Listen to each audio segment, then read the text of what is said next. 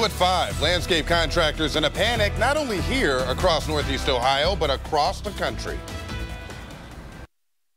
There are not enough bodies. It's not because people don't want to work either. The cause, business owners says, is because of cuts made to a seasonal visa program called H-2B that so many of them rely on to hire workers. News 5's Homa Bash joins us live to explain. Homa?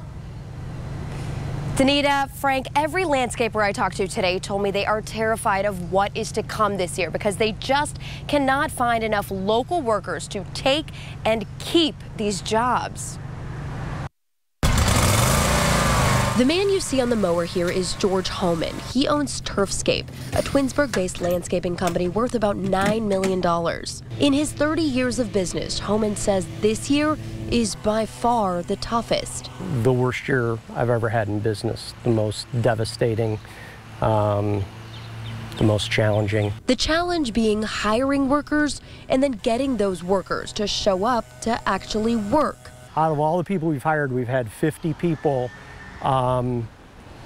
quit or just stop showing up. Because Homan and other landscapers' main challenge this year is Congress's change to the H-2B visa program. Homan typically hires about 50 of his 150 employees through that seasonal guest worker visa, a program he's used for the last 18 years. This year, he was approved for 0 visas. And I've had the no-call, no-shows for 30 years, you know, and there's a reason that we use the visa program, because these guys want to work and they want to work hard. The U.S. government caps H-2B visas at 66,000 workers. But this year and last, they got rid of the returning worker exemption, which meant that previous hires didn't count against that cap. About 125 landscape companies in Northeast Ohio use the visa program, and roughly 75% of them did not get their visas this year. There are not enough bodies. Ohio Landscape Association President Sandy Mulney says another reason for the landscaper shortage is because the unemployment rate is so low. Hiring Americans costs less, is easier to do if they were available.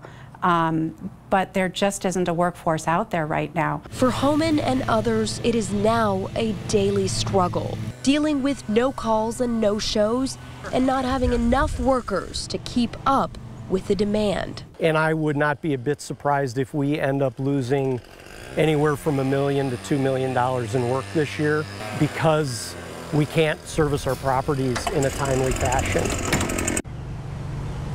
And one common misconception is that using immigrant labor means cheaper laborers. Well, actually, the government sets the minimum wage for H-2B visa workers at $13 an hour, well above the federal minimum wage. Live in Cleveland, Homa Bash, News 5.